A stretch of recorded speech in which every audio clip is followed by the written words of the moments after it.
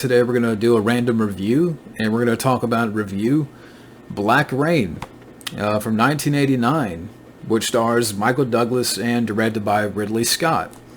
And the premise to the film, so you have these two New York City detectives in the film. Our main character, Nick Conklin, who is played by Michael Douglas, and his partner in the film, who is played by Andy Garcia. And they get involved in a gang war between members of the Yakuza, the Japanese mafia, and they arrest one of their killers. And they are ordered to escort him back to Japan, but when they get back to Japan, he manages to escape.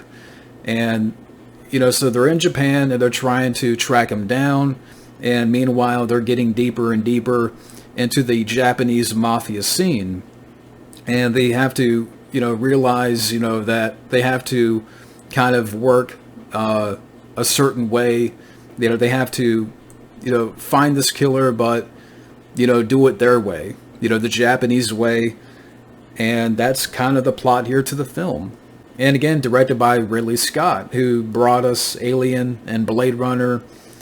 And the direction here is very slick, like the overall tone of the film.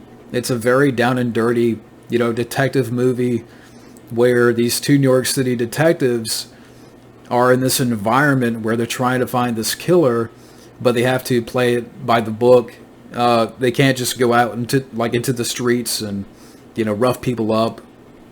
So I kind of like that fish out of water scenario. But, the cast here, Michael Douglas as Nick Conklin, does a great job here. But I've always enjoyed Michael Douglas as an actor, whether it be Falling Down, which is probably my favorite film he's done. But he was also in The Game, which is a really good film.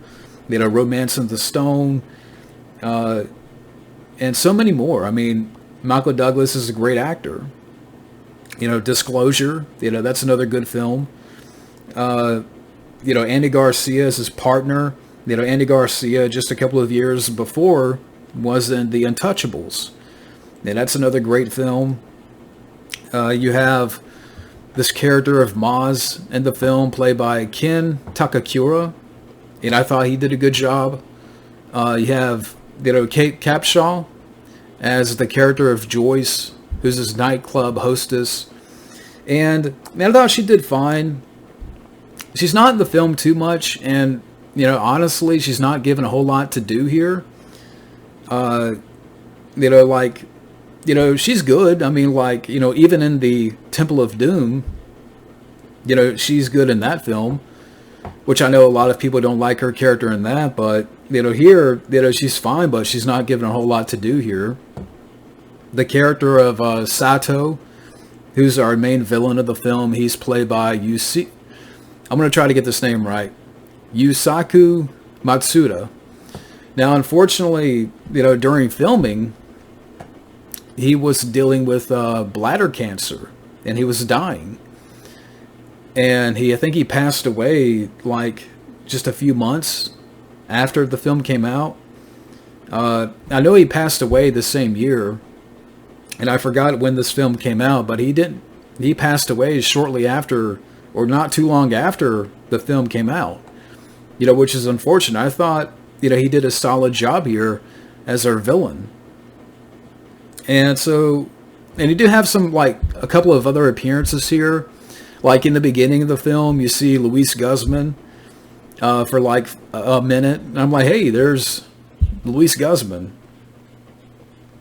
But, the cast overall is really good. Again, Michael Douglas, does a great job. His character is very intense.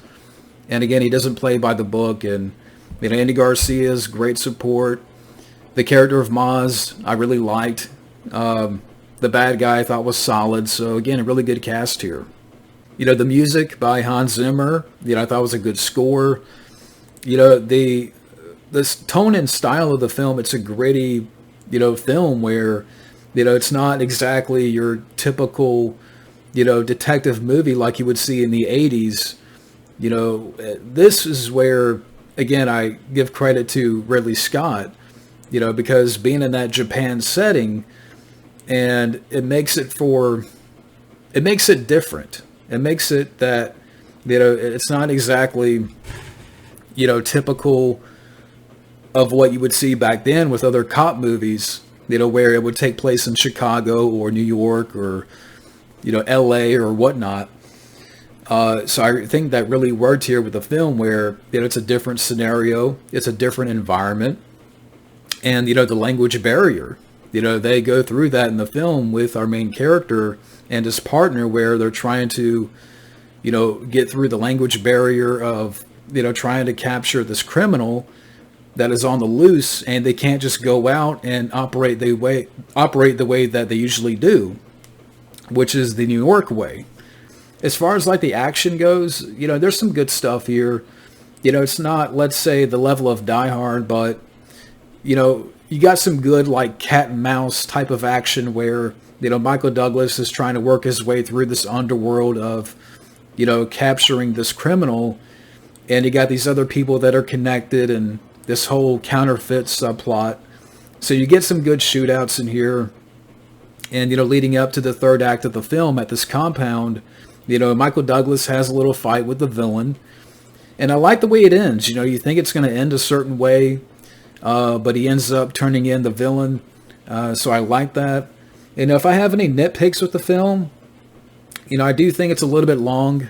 The film is about 2 hours and 5 minutes. But if you cut off 5 minutes, 5 minutes of credits, it's a 2-hour film. I think that, looking back, I think if they would have cut off maybe, 10 to 15 minutes of the film, I think it would have been better.